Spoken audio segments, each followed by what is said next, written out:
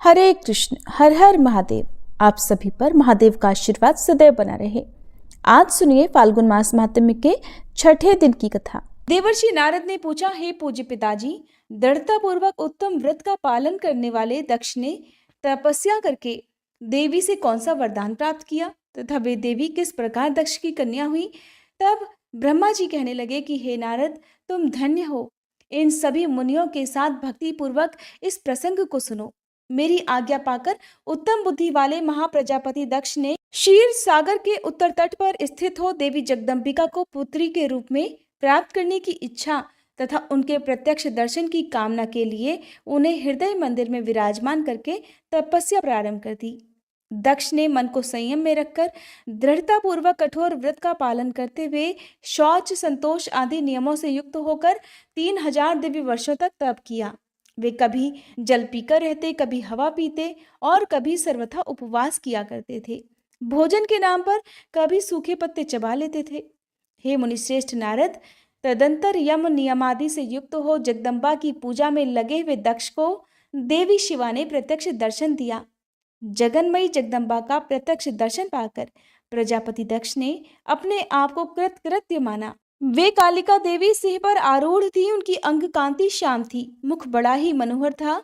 वे चारों भुजाओं से युक्त थी और हाथों में वरद, अभय, नील कमल और खड्ग धारण किए हुए थी। उनकी मूर्ति बड़ी ही मनोहारिणी थी। नेत्र कुछ कुछ लाल थे। खुले हुए केश बड़े सुंदर दिखाई देते थे।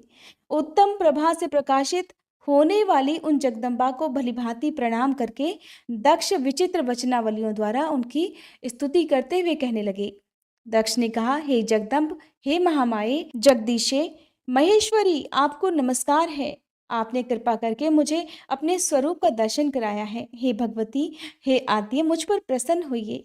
शिव रूपिणी प्रसन्न होइए। भक्त वरदायिनी प्रसन्न होइए। जगन्माये, आपको मेरा नमस्कार है।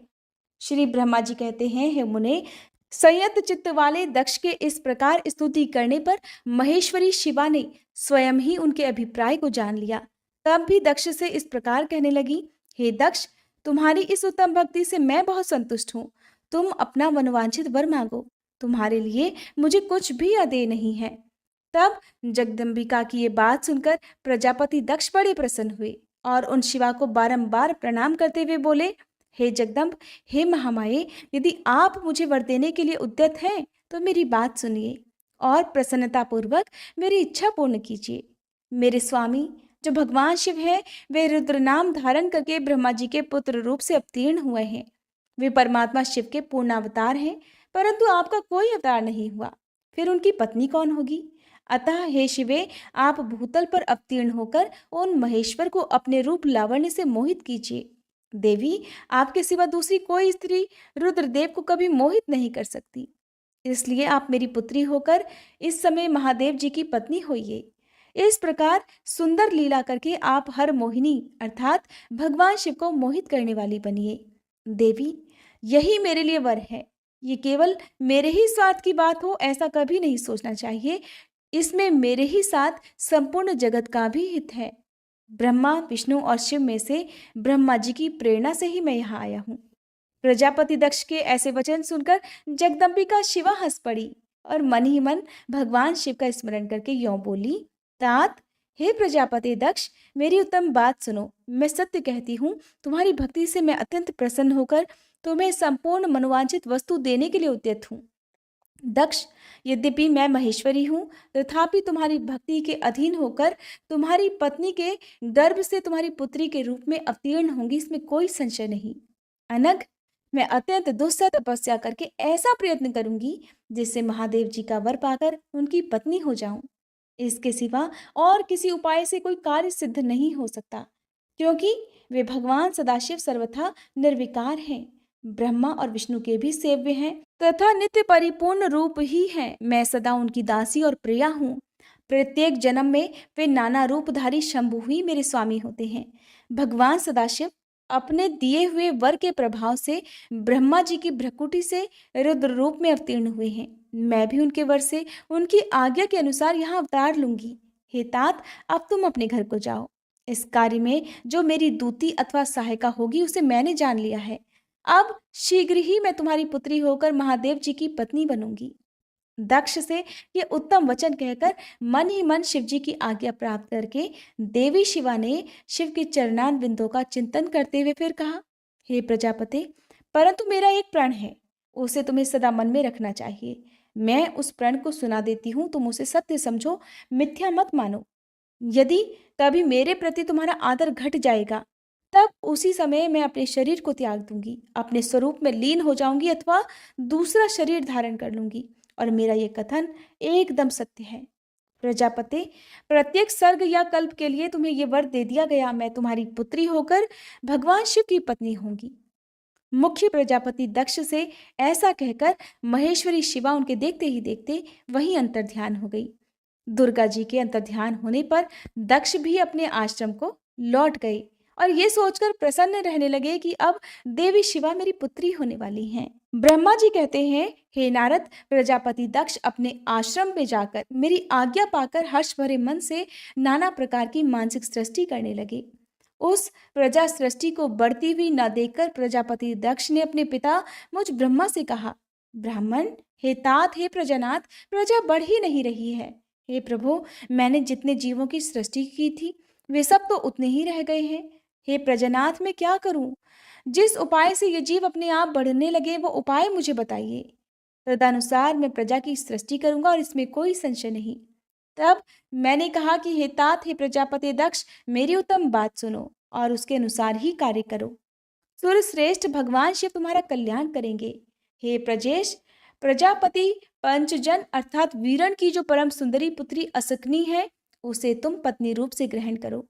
स्त्री के साथ मैथुन धर्म का आश्रय ले तुम पुनः इस प्रजा सर्ग को बढ़ाओ। आस्तिकनी जैसी कामिनी के गर्भ से तुम बहुत सी संतानें उत्पन्न कर सकोगे। तदंतर मैथुन धर्म से प्रजा की उत्पत्ति करने के उद्देश्य से प्रजापति दक्ष ने मेरी आज्ञा के अनुसार वीरण प्रजापति की पुत्री के साथ विवाह किया। अपनी पत्नी वीरणी के गर्भ से प्रजापति दक्ष ने 10,000 पुत्र उत्पन्न किए, जो हर्यश्व कहलाए। हे मुने, वे सब के सब पुत्र समान धर्म का आचरण करने वाले हुए। पिता की भक्ति में तत्पर रहकर वे सदा वैदिक मार्ग पर ही चलते थे। एक समय पिता ने उन्हें प्रजा की सृष्टि करने का आदेश दिया। तात तब वे सभी दाक्षायण नामधारी पुत्र सृष्टि के उद्देश्य से तपस्या करने के लिए पश्चिम दिशा की ओर गए। वह नारायण सर नामक परम पावन तीर्थ है, जहाँ दिव्य सिंधु नद और समुद्र का संगम हुआ है। उस तीर्थ जल का ही निकट से स्पर्श करते उनका अंतःकरण शुद्ध और ज्ञान से संपन्न हो गया। उनकी आंतरिक मल राशि धुल गई और वे परमहंस धर्म में स्थित हो गई। दक्ष के वे सभी पुत्र पिता के आदेश में बंधे हुए थे, अतः मन को सुस्थिर करके प्रजा की वृद्धि के लिए वह तप करने लगे। वे सभी सत्पुरुषों में श्रेष्ठ थे। हे नारद, जब तुम्हें पता लगा कि हर्यश्व गण सृष्टि के लिए तपस्या कर रहे हैं, तब भगवान लक्ष्मीपति के हार्दिक अभिप्राय को जानकर तुम स्वयं उनके पास गए और आदरपूर्वक इस प्रकार बोले, नारायण नारायण, दक्षपुत्र हर्यश्वगण, तुम लोग पृथ्वी का अंत देखे बिना सृष्टि रचना करने के लिए कैसे उद्यत हो गए? ब्रह्मा जी कहते हैं, हे नारद, हर्यश्व आलस्य से दूर रहने वाले थे और जन्मकाल से ही बड़े बुद्धिमान थे। वे सब के सब तुम्हारा उपर्युक्त कथन सुनकर स्वयं उस पर विचार करने लगे।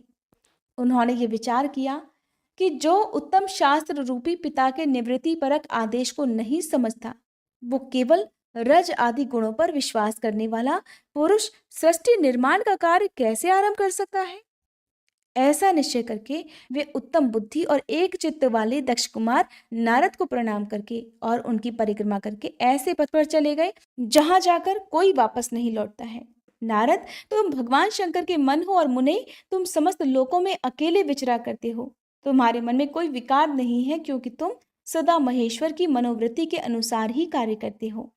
जब बहुत समय बीत गया, तब मेरे पुत्र प्रजापति दक्ष को ये पता लगा कि मेरे सभी पुत्र नारद से शिक्षा पाकर नष्ट हो गए हैं, अर्थात मेरे हाथ से निकल गए। इससे उन्हें बड़ा दुख हुआ। वे बार बार कहने लगे, उत्तम संतानों का पिता होना शोक का ही स्थान है, क्योंकि श्रेष्ठ पुत्रों के बिछड़ जाने से पिता को बड़ा कष्ट होता है।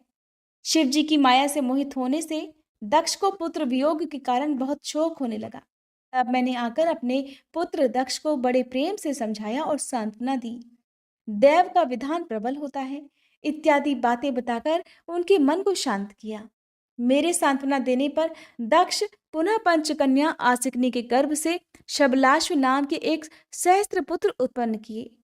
पिता का आदेश पाकर वे पुत्र भी प्रजा सृष्टि के लिए दृढ़ता पूर्वक प्रतिज्ञा पालन का नियम लेकर उसी स्थान पर गए जहां उनके सिद्धि को प्राप्त हुए बड़े भाई गए थे। नारायण सरोवर के जल का स्पर्श होने मात्र से उनके सारे पाप नष्ट हो गए और उनके अंतःकरण में शुद्धता आ गई और वे उत्तम व्रत के पालक शबलाश्व ब्रह्मा का जप करते हुए वहां बड़ी भारी तपस्या करने लगे। उन्हें प्रजा सृष्टि के लिए उद्यत जान तुम पुनः पहले की तरह ईश्वरी गति का स्मरण करते हुए उनके पास गए और वही बात कहने लगे जो उनके भाइयों से पहले ही कह चुके थे। मुने, तुम्हारा दर्शन अमोघ है, इसलिए तुमने उनको भी भाइयों का ही मार्ग दिखलाया। अतएव वे भाइयों के ही पथ पर ऊर्ध्व गति को प्राप्त हुए। उसी समय प्रजापति दक्ष को बहुत से उत्पात दिखाई दिए। इससे मेरे पुत्र दक्ष को बड़ा विस्मय हुआ और वे मन ही मन बहुत दुखी हुए। फिर उन्होंने पूर्ववत तुम्हारी ही करतूत से अपने पुत्रों का नाश हुआ सुना। इससे उन्हें बड़ा आश्चर्य हुआ। वे पुत्र शोक से मूर्छित होकर अत्यंत कष्ट का अनुभव करने लगे। फिर दक्ष ने तुम पर बड़ा क्रोध किया और कहने लगे, ये नारद बड़ा दुष्ट है। दैववश उसी समय तुम दक्ष पर अनुग्रह करने के लिए वहां आ पहुंचे। तुम्हें देखते ही शोकावेश से युक्त हुए दक्ष के ओठ रोष से फड़कने लगे। तुम्हें सामने पाकर वे धिक्कारने और निंदा करने लगे। दक्ष कहने लगे, ओ नीच, तुमने ये क्या किया? तुमने झूठ मूठ साधुओं का बाना पहन रखा है। इसी के द्वारा ठगकर हमारे भोले भाले बालकों का जो तुमने भिक्षुओं का मार्ग दिखलाया है, ये अच्छा नहीं किया। तुम बड़े ही निर्दय और शठ हो। इसीलिए तुमने हमारे इन बालकों के जो अभी ऋषि ऋण, देव ऋण और पितृ ऋण से मुक्त नहीं हो पाए थे, लोक और परलोक दोनों के श्रेय का नाश कर डाला। और जो पुरुष इन तीनों ऋणों को उतारे बिना ही मोक्ष की इच्छा मन में लिए माता पिता को त्याग कर घर से निकल जाता है, सन्यासी हो जाता है, वह अधोगति को प्राप्त होता है। तुम निर्दय और बड़े निर्लज्ज हो। बच्चों की बुद्धि में भेद पैदा करने वाले हो और अपने सुयश को स्वयं ही नष्ट कर रहे हो। हे मूढ़ मते, तुम भगवान विष्णु के पार्षदों में व्यर्थ ही घूमते फिरते हो। अधमाधम, तुमने बारंबार मेरा अमंगल किया है।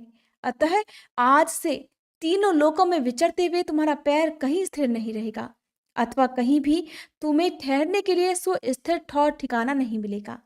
नारद, यद्यपि तुम साधु पुरुषों द्वारा सम्मानित हो, तथापि उस समय दक्ष ने शोकवश तुम्हें वैसा श्राप दे डाला। वे ईश्वर की इच्छा को समझ ही नहीं सके। शिव जी की माया ने उन्हें अत्यंत मोहित कर दिया था। हे मुने, तुमने उस शाप को चुपचाप ग्रहण कर लिया और अपने चित्त में विकार तक नहीं आने दिया। यही तो ब्रह्म भाव है।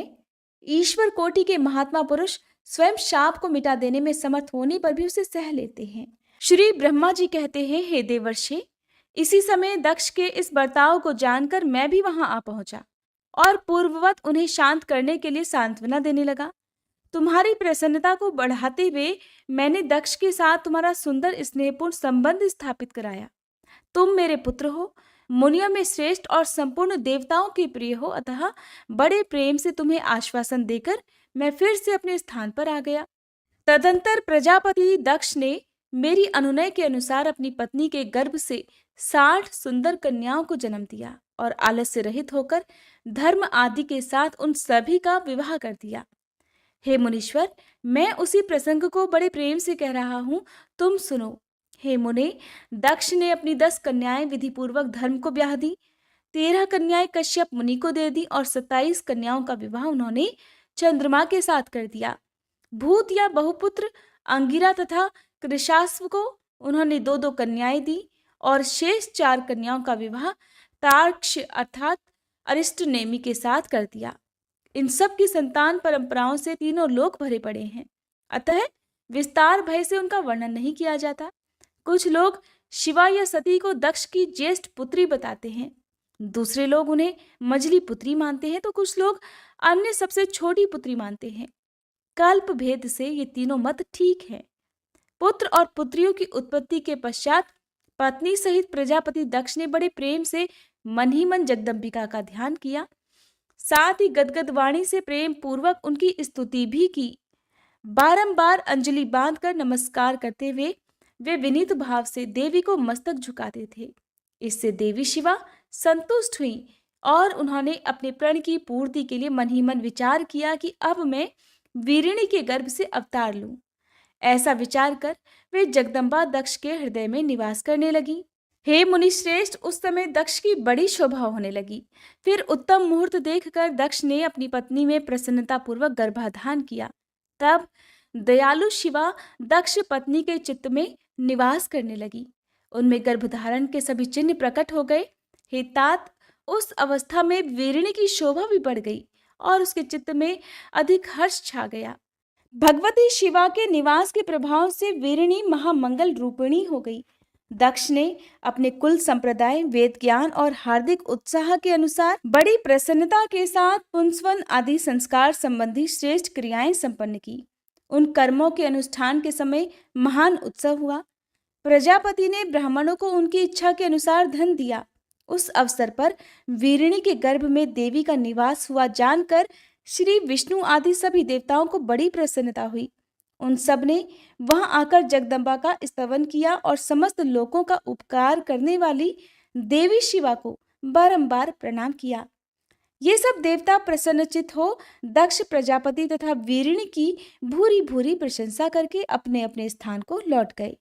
हे नारद, जब 9 महीने बीत गए तब लौकिक गति का निर्वाह कराकर 10वें महीने के पूर्ण होने पर चंद्रमा आदि ग्रहों तथा ताराओं की अनुकूलता से युक्त सुखद मुहूर्त में देवी शिवा शीघ्र ही अपनी माता के सामने प्रकट हुई। उनके अवतार लेते ही प्रजापति दक्ष बड़े प्रसन्न हुए और उन्हें महान तेज से दैदीप्यमान देखकर उनके मन में ये विश्वास हो गया कि साक्षात वे शिवा देवी ही मेरी पुत्री के रूप में प्रकट हुई हैं। उसी समय आकाश से फूलों की वर्षा होने लगी, मेघ जल बरसाने लगे। हे मुनीश्वर, सती के जन्म लेते ही संपूर्ण दिशाओं में तत्काल शांति छा गई। देवतागण आकाश में खड़े होकर मांगलिक बाजे बजाने लगे। अग्निशालाओं की बुझी हुई अग्नियां सहसा प्रज्वलित हो उठी और सब कुछ परम मंगलमय हो गया। वीरिणी के गर्भ से साक्षात जगदम्बा को प्रकट हुई देख दक्ष ने दोनों हाथ जोड़कर नमस्कार किया और बड़े भक्ति भाव से उनकी स्तुति करने लगे। बुद्धिमान दक्ष के स्तुति करने पर जगन माता शिवा उस समय दक्ष से इस प्रकार बोली जिससे माता वीरिणी ना सुन सके। देवी कहने लगी, हे प्रजापते, तुमने पहले पुत्री रूप में मुझे प्राप्त करने के लिए मेरी आराधना की थी। तुम्हारा वह मनोरथ आज सिद्ध हो गया। अब तुम उस तपस्या के फल को ग्रहण करो। उस समय दक्ष से ऐसा कहकर देवी ने अपनी माया से शिशु रूप धारण कर लिया और शैशव भाव प्रकट करती हुई वे वहां रोने लगी। उस बालिका का रुदन सुनकर सभी स्त्रियां और दासियां बड़े वेग से बड़ी प्रसन्नता के साथ वहां आ पहुंची। आसिकनी की पुत्री का अलौकिक रूप देखकर उन सभी स्त्रियों को बड़ा हर्ष हुआ। नगर के सभी लोग उस समय जय जयकार करने लगे। गीत और वाद्यों के साथ बड़ा भारी उत्सव होने लगा। पुत्री का मनोहर मुख देखकर सबको बड़ी ही प्रसन्नता हुई। दक्ष ने वैदिक और कुलोचित आचार का विधि पूर्वक अनुष्ठान किया, ब्राह्मणों को दान दिया और दूसरों को भी धन बांटा। सब और यथोचित गान और नृत्य होने लगे। भांति भांति के मंगल कृत्यों के साथ बहुत से बाजे बजने लगे। उस समय दक्ष ने समस्त सद्गुणों की सत्ता से प्रशंसित होने वाली अपनी उस पुत्री का नाम बड़ी प्रसन्नता के साथ उमा रख दिया। तदंतर संसार में लोगों की ओर से उसके और भी नाम प्रचलित हो गए, जो सब के सब महान मंगलदायक और विशेषतः समस्त दुखों का नाश करने वाले हैं। वीरिणी और महात्मा दक्ष अपनी पुत्री का पालन करने लगे तथा वह शुक्ल पक्ष की चंद्रकला के समान दिनों दिन अब बढ़ने लगी। हे नारद, बाल्यावस्था में भी समस्त उत्तमोत्तम गुण उसमें उसी तरह प्रवेश करने लगे जैसे शुक्ल पक्ष के बाल चंद्रमा में भी समस्त मनोहारिणी कलाएं प्रविष्ट हो जाती हैं। दक्ष कन्या सती सखियों के बीच बैठी बैठी जब अपने भावों में निमग्न होती थी तब बारंबार भगवान शिव की मूर्ति को चित्रित करने लगती थी।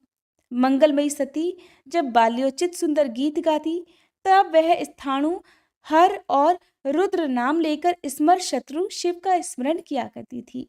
श्री ब्रह्मा जी कहते हैं, नारद, एक दिन मैंने तुम्हारे साथ जाकर पिता के पास खड़ी हुई सती को देखा। वह तीनों लोगों की सारभूता सुंदरी थी। उसके पिता ने मुझे नमस्कार करके तुम्हारा भी सत्कार किया। ये देखकर लोक लीला का अनुसरण करने वाली सती ने भक्ति और प्रसन्नता के साथ मुझको और तुम्हें भी प्रणाम किया। नारद, इसके बाद सती की ओर देखते हुए हम और तुम दक्ष के दिए हुए शुभ आसन पर बैठ गए। उसके बाद मैंने उस विनयशीला बालिका से कहा, सती, जो केवल तुम्हें ही चाहते हैं और तुम्हारे मन में भी एकमात्र जिनकी ही कामना है, उन्हीं सर्वज्ञ जगदीश्वर महादेव जी को तुम पति रूप में प्राप्त करो।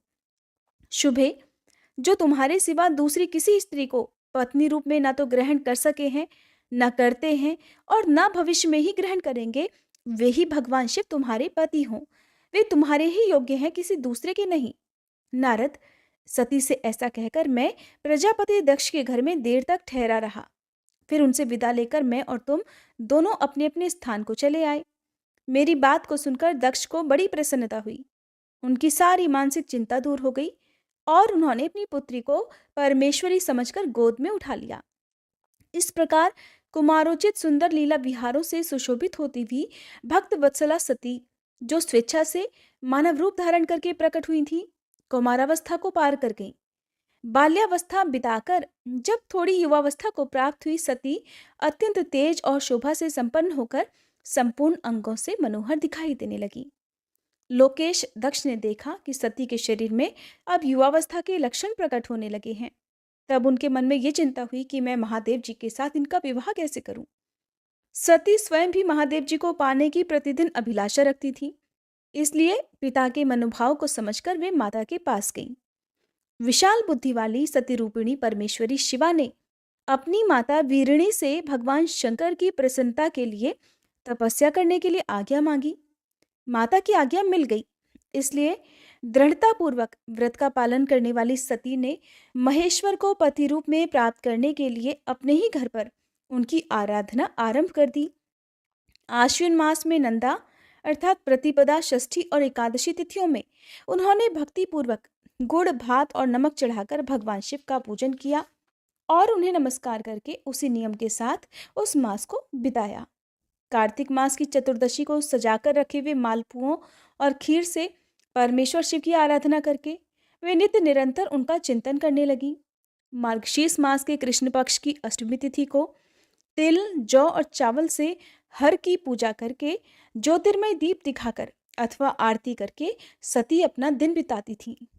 पौष मास के शुक्ल पक्ष की सप्तमी को रात भर जागरण करके प्रातःकाल खिचड़ी का नैवेद्य लगाकर वे शिव जी की पूजा करती थी। माघ की पूर्णिमा को रात में जागरण करके सवेरे नदी में नहाती और गीले वस्त्र सहित तट पर बैठकर भगवान शंकर की पूजा किया करती। फाल्गुन मास के कृष्ण पक्ष की चतुर्दशी तिथि को रात में जागरण करके उस रात के चारों पहरों में शिव जी की विशेष पूजा करती और नटों द्वारा नाटक भी कराती थी। चैत्र मास के शुक्ल पक्ष की चतुर्दशी को वे दिन रात शिव जी का स्मरण करती भी अपना समय बिताती और ढाक के फूलों तथा दवनों से भगवान शिव की पूजा करती थी। वैशाख शुक्ल तृतीया को सती तिल का आहार करके रहती और नए जौ के भात से रुद्रदेव की पूजा करके उस महीने को बिताती थी। ज्येष्ठ की पूर्णिमा को रात में सुंदर वस्त्रों और भटकटैया के फूलों से शंकर जी की पूजा करके वे निराहार रहकर ही अपना मास व्यतीत करती थी। आषाढ़ के शुक्ल पक्ष की चतुर्दशी को काले वस्त्र और भटकटैया के फूलों से वे रुद्रदेव का पूजन करती थी। श्रावण मास के शुक्ल पक्ष की अष्टमी और चतुर्दशी को वे यज्ञोपवीतों, वस्त्रों और कुश की पवित्री से शिव जी की पूजा किया करती थी। भाद्रपद मास के कृष्ण पक्ष की त्रयोदशी तिथि को तरह तरह के फूलों और फलों से शिव जी का पूजन करके सती चतुर्दशी तिथि को केवल जल का आहार किया करती थी। तरह तरह के फलों, फूलों और उस समय उत्पन्न होने वाले अन्नों द्वारा वे शिव जी की पूजा करती और महीने भर अत्यंत नियमित आहार करके केवल जप में ही लगी रहती थी। सभी महीनों में सारे दिन सती केवल शिव जी की आराधना में ही लीन रहती थी। अपनी इच्छा से मानव रूप धारण करने वाली वे देवी दृढ़ता पूर्वक उत्तम व्रत का पालन करती थी। इस प्रकार नंदा व्रत को पूर्ण रूप से समाप्त करके भगवान शिव में अनन्य भाव रखने वाली सती एकाग्रचित्त होकर बड़े प्रेम से भगवान शिव का ध्यान करने लगी और उस ध्यान में ही निश्चल भाव से स्थित हो गई। मुने इसी समय सब देवता और ऋषि भगवान विष्णु और मुझको आगे करके सती की तपस्या देखने के लिए गए। वहां आकर देवताओं ने देखा सती मूर्तिमती दूसरी सिद्धि के समान जान पड़ती हैं। वे भगवान शिव के ध्यान में निमग्न होकर उस समय सिद्धावस्था को पहुंच गई थी। समस्त देवताओं ने बड़ी प्रसन्नता के साथ वहां दोनों हाथ जोड़कर देवी सती को नमस्कार किया। मुनियों ने भी मस्तक झुकाए और श्री हरि आदि के मन में भी प्रीति उमड़ आई। श्री विष्णु आदि सभी देवता और मुनि आश्चर्यचकित होकर सती देवी की तपस्या की भूरी भूरी प्रशंसा करने लगे। फिर देवी को प्रणाम करके वे देवता और मुनि तुरंत ही गिरिश्रेष्ठ कैलाश को गए, जो भगवान शिव को बहुत ही प्रिय है। सावित्री के साथ मैं और लक्ष्मी जी के साथ भगवान वासुदेव भी प्रसन्नता पूर्वक महादेव जी के निकट गए। वहां जाकर भगवान शिव को देखते ही बड़े वेग से प्रणाम करके सब देवताओं ने दोनों हाथ जोड़कर विनीत भाव से नाना प्रकार के स्तोत्रों द्वारा उनकी स्तुति करके अंत में कहा, प्रभु, आपकी सत्व, रज और तम नामक जो 3 शक्तियां हैं, उनके राग आदि वेग असह्य हैं। वेद त्रयी अथवा लोक त्रयी आपका स्वरूप है। आप शरणागतों के पालक हैं और आपकी शक्ति बहुत अपार है, उसकी कहीं कोई सीमा नहीं है। आपको नमस्कार है। हे दुर्गापते, जिनकी इंद्रियां दुष्ट हैं, वश में नहीं हो पाती, उनके लिए आपकी प्राप्ति का कोई मार्ग सुलभ नहीं है। आप सदा भक्तों के उद्धार में तत्पर रहते हैं। आपका तेज छुपा हुआ है, आपको नमस्कार है। ब्रह्मा जी कहते हैं, नारद, इस प्रकार महादेव जी की स्तुति करके श्री विष्णु आदि सब देवता उत्तम भक्ति से मस्तक झुकाए प्रभु शिव जी के आगे चुपचाप खड़े हो गए। श्री ब्रह्मा जी कहते हैं, श्री विष्णु आदि देवताओं द्वारा की हुई उस स्तुति को सुनकर सबकी उत्पत्ति के हेतुभूत भगवान शंकर बड़े प्रसन्न हुए और जोर जोर से हंसने लगे। मुझ ब्रह्मा और विष्णु को अपनी अपनी पत्नी के साथ आया हुआ देख महादेव जी ने हम लोगों से यथोचित वार्तालाप किया और हमारे आगमन का कारण पूछा। रुद्र बोले, हे हरे, हे विधे तथा हे देवताओं और महर्षियों, आज निर्भय होकर यहाँ अपने आने का ठीक ठीक कारण तो बताओ। तुम लोग यहाँ किस लिए आए हो और कौन सा कार्य आन पड़ा है, वह मैं सब कुछ सुनना चाहता हूँ, क्योंकि तुम्हारे द्वारा की गई स्तुति से मेरा मन बहुत प्रसन्न है। मुने, महादेव जी के इस प्रकार पूछने पर भगवान विष्णु की आज्ञा से मैंने वार्तालाप आरंभ किया। मुझ ब्रह्मा ने कहा, हे देवाधिदेव महादेव, हे करुणा सागर, हे प्रभु, हम दोनों इन देवताओं और ऋषियों के साथ जिस उद्देश्य से यहाँ आए हैं उसे सुनिए। हे वृषभध्वज, विशेषतः आपके लिए ही हमारा यहाँ आगमन हुआ है, क्योंकि हम तीनों सारथी हैं। सृष्टि चक्र के संचालन रूप प्रयोजन की सिद्धि के लिए एक दूसरे के सहायक हैं। सारथी को सदा परस्पर यथायोग्य सहयोग करना चाहिए, अन्यथा ये जगत टिक नहीं सकता। हे महेश्वर, कुछ ऐसे असुर उत्पन्न होंगे जो मेरे हाथ से मारे जाएंगे, कुछ भगवान विष्णु के और कुछ आपके हाथों नष्ट होंगे।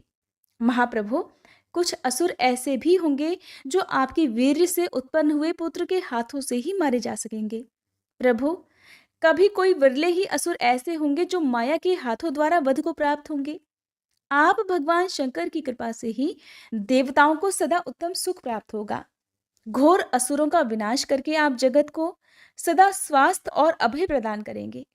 अथवा ये भी संभव है कि आपके हाथ से कोई असुर मारे ना जाए, क्योंकि आप सदा योग युक्त रहते हुए भी राग द्वेष से रहित हैं तथा एकमात्र दया करने में ही लगे रहते हैं। हे ईश, यदि वे असुर भी आराधित हो आपकी दया से अनुग्रहित होते रहें, तो सृष्टि और पालन का कार्य भला कैसे चल सकता है।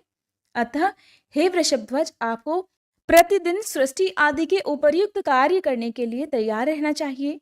यदि सृष्टि पालन और संहार रूप कर्म न करने हो, तब तो हमने माया से जो भिन्न भिन्न शरीर धारण किए हैं, उनकी कोई उपयोगिता अथवा औचित्य ही नहीं है। वास्तव में हम तीनों एक ही हैं, कार्य के भेद से भिन्न भिन्न देह धारण करके स्थित हैं। यदि कार्य भेद न सिद्ध हो, तब तो हमारे रूप भेद का कोई प्रयोजन ही नहीं है। हे देव, एक ही परमात्मा महेश्वर 3 स्वरूपों में अभिव्यक्त हुए हैं। इस रूप भेद में उनकी अपनी माया ही कारण है। वास्तव में प्रभु स्वतंत्र हैं, वे लीला के उद्देश्य से ही ये सृष्टि आदि कार्य करते हैं। भगवान श्री हरि उनके बाएं अंग से प्रकट हुए हैं, मैं ब्रह्मा उनके दाएं अंग से प्रकट हुआ हूँ, और आप रुद्रदेव उन सदाशिव के हृदय से आविर्भूत हुए हैं।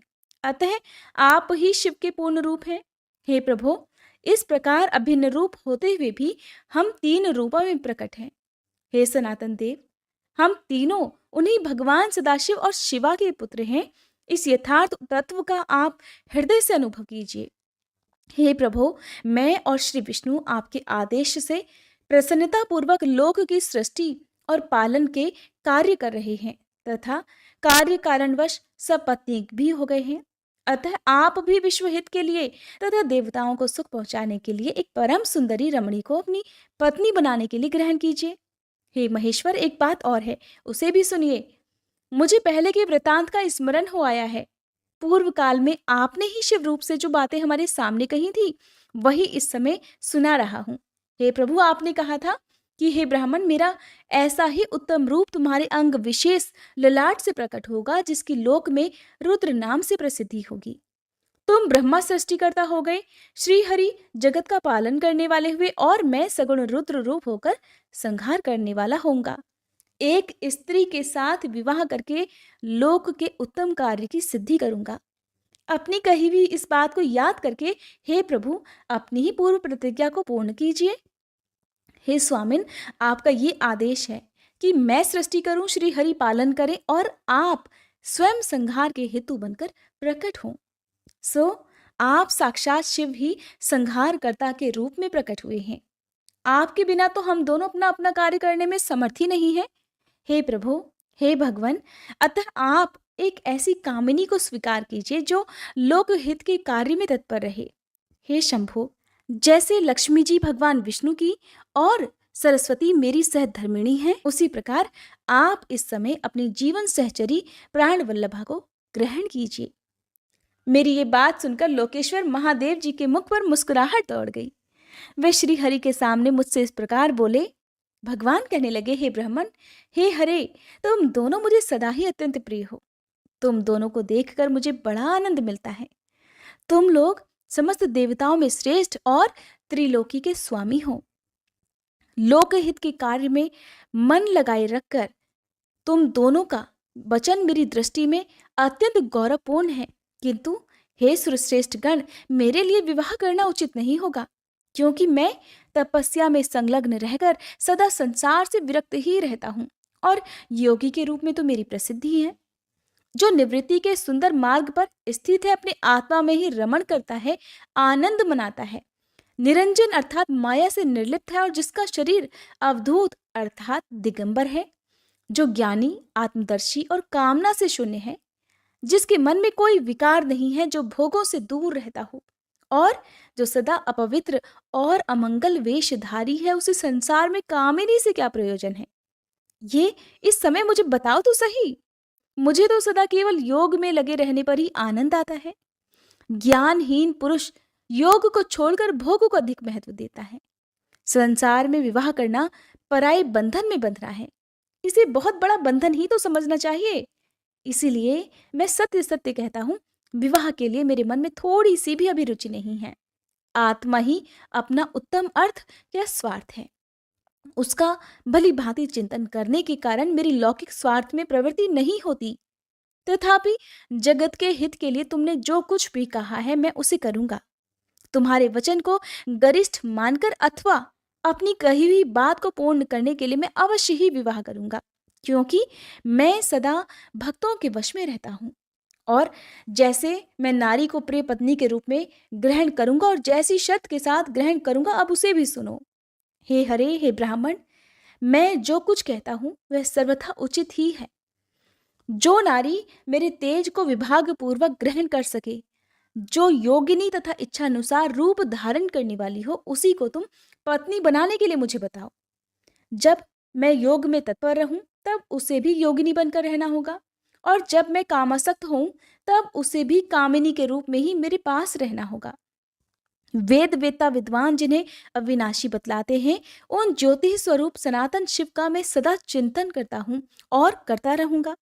हे ब्राह्मण, उन सदाशिव के चिंतन में जब मैं ना लगा हूं, तभी उस भामिनी के साथ मैं समागम कर सकता हूं। जो मेरे शिव चिंतन में विघ्न डालने वाली होगी, वह जीवित नहीं रह सकती। उसे अपने जीवन से हाथ धोना पड़ेगा। तुम, विष्णु और मैं तीनों ही ब्रह्म स्वरूप शिव के अंशभूत हैं। अतः हे महाभागगण, हमारे लिए उनका निरंतर चिंतन करना ही उचित है। हे कमलासन, उनके चिंतन के लिए मैं बिना विवाह के भी रह लूंगा, किंतु उनका चिंतन छोड़कर विवाह नहीं करूंगा। अतः तुम मुझे ऐसी पत्नी प्रदान करो जो सदा मेरे कर्म के अनुकूल चल सके। ब्राह्मण, उसमें भी मेरी एक और शर्त है, उसे भी तुम सुनो। यदि उस स्त्री का मुझ पर और मेरे वचन पर अविश्वास होगा तो मैं उसका त्याग कर दूंगा। उनकी ये बात सुनकर मैंने और श्री हरि ने मंद मुस्कान के साथ मन ही मन प्रसन्नता का अनुभव किया। फिर मैं विनम्र होकर कहने लगा कि हे नाथ, हे महेश्वर, हे प्रभु, आपने जैसी नारी की खोज आरंभ की है, वैसे ही स्त्री के विषय में मैं आपको प्रसन्नता पूर्वक कह रहा हूं। साक्षात सदाशिव की धर्म पत्नी जो उमा है, वे ही जगत का कार्य सिद्ध करने के लिए भिन्न भिन्न रूपों में प्रकट हुई हैं। हे प्रभु, सरस्वती और लक्ष्मी, ये दो रूप धारण करके वे पहले ही यहाँ आ चुकी हैं। इनमें लक्ष्मी तो श्री विष्णु की प्राण वल्लभा हो गई और सरस्वती मेरी। अब हमारे लिए वे तीसरा रूप धारण करके प्रकट हुई हैं। हे प्रभु, लोक हित का कार्य करने की इच्छा वाली देवी शिवा तक्ष पुत्री के रूप में अवतीर्ण हुई हैं। उनका नाम सती है। सती ही ऐसी भार्या हो सकती है, हे प्रभु, जो सदा आपके लिए हितकारिणी हो। देवेश, महातेजस्विनी सती आपके लिए, आपको पति रूप में प्राप्त करने के लिए दृढ़ता पूर्वक कठोर व्रत का पालन करती हुई तपस्या कर रही हैं। हे महेश्वर, आप उन्हें वर देने के लिए जाइए, कृपा कीजिए और बड़ी प्रसन्नता के साथ उन्हें उनकी तपस्या के अनुरूप वर देकर उनके साथ विवाह कर लीजिए।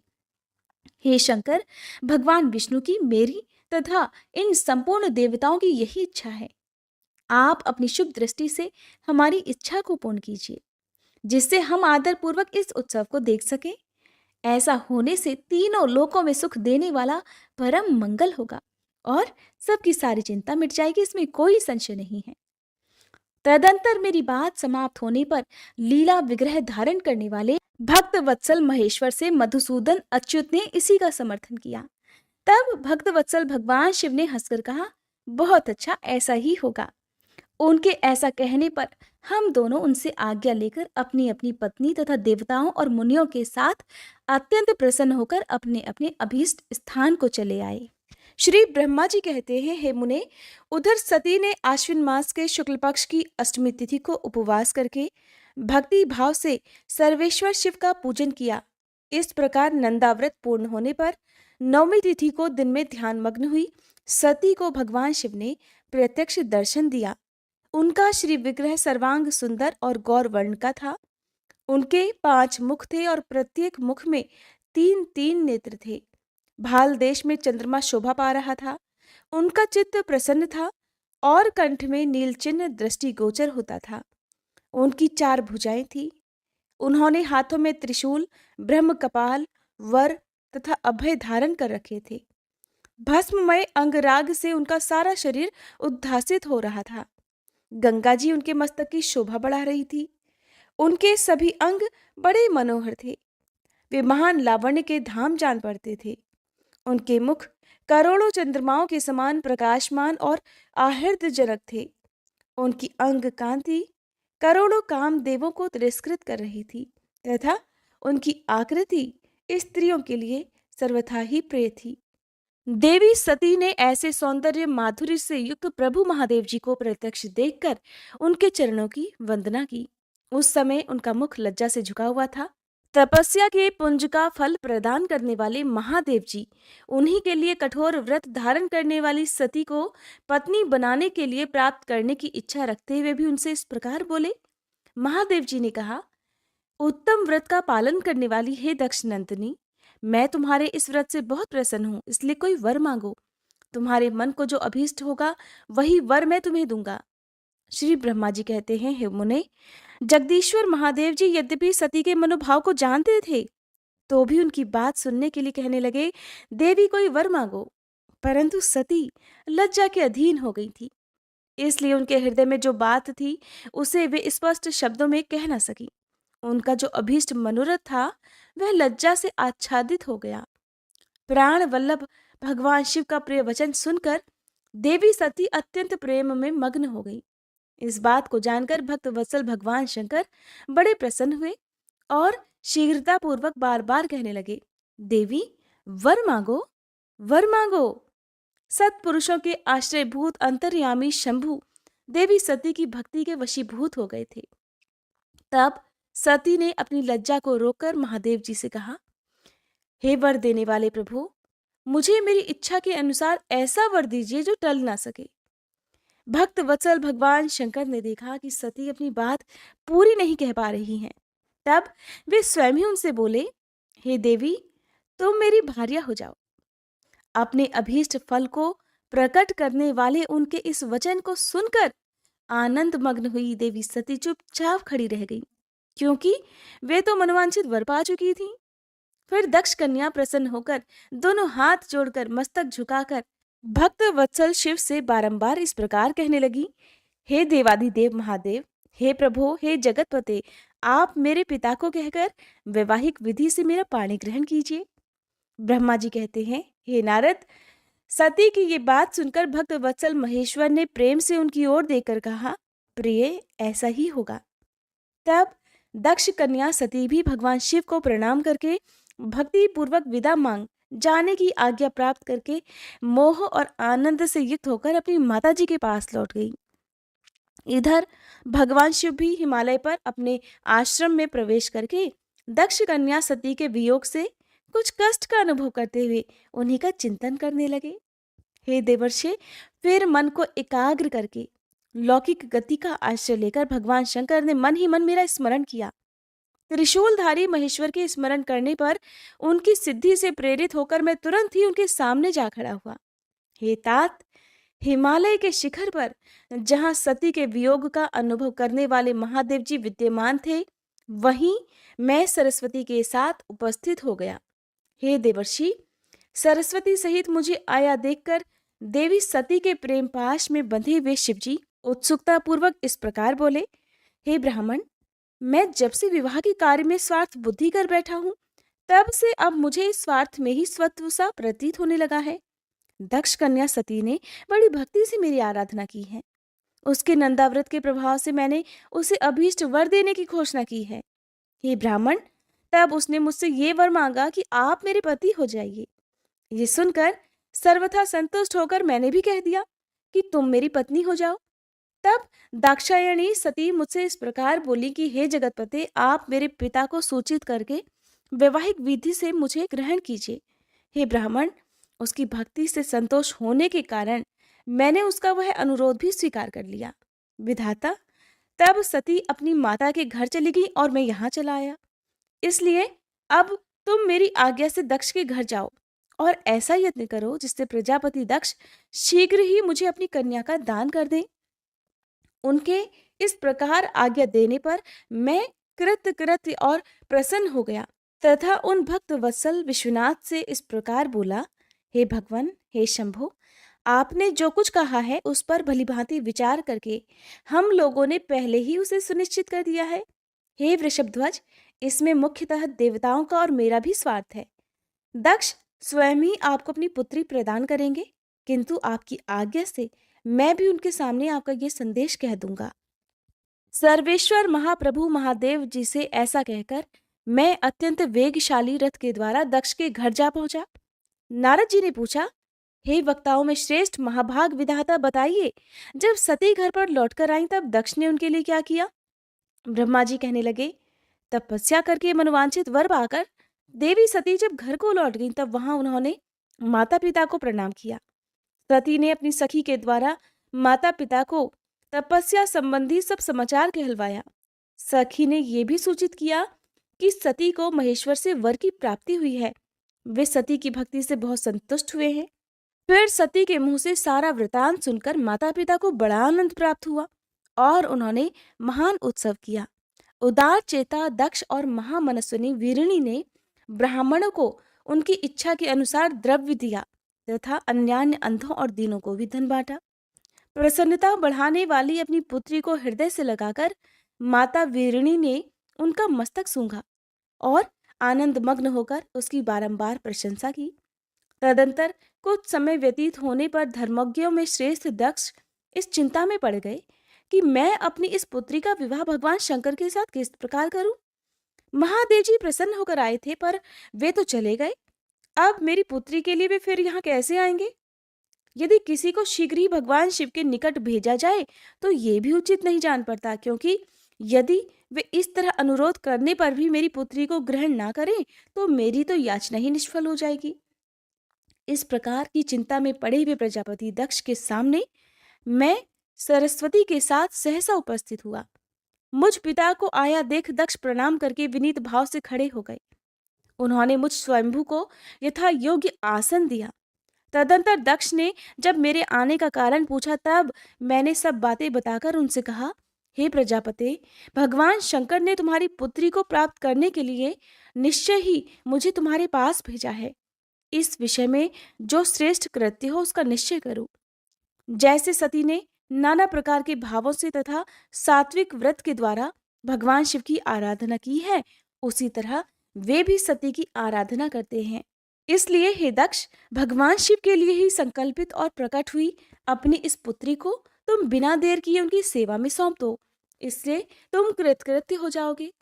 मैं नारद के साथ जाकर उन्हें तुम्हारे घर ले आऊंगा, फिर तुम उन्हीं के लिए उत्पन्न हुई अपनी यह पुत्री उनके हाथों में दे दो।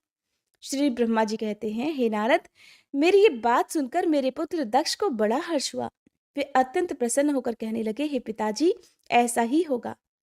मुने, तब मैं अत्यंत हर्षित होकर वहां से उस स्थान को लौटा जहां लोक कल्याण में तत्पर रहने वाले भगवान शिव बड़ी ही उत्सुकता से मेरी प्रतीक्षा कर रहे थे। नारद, मेरे लौट आने पर स्त्री और पुत्री सहित प्रजापति दक्ष भी पूर्ण काम हो गए। वे इतने संतुष्ट हुए मानो अमृत पीकर अघा गए हों। जय भोलेनाथ। आज की कथा में बस इतना ही। इसके आगे जो कुछ भी हुआ उसका वृतांत आप सभी अगले अध्याय में जरूर सुनिए।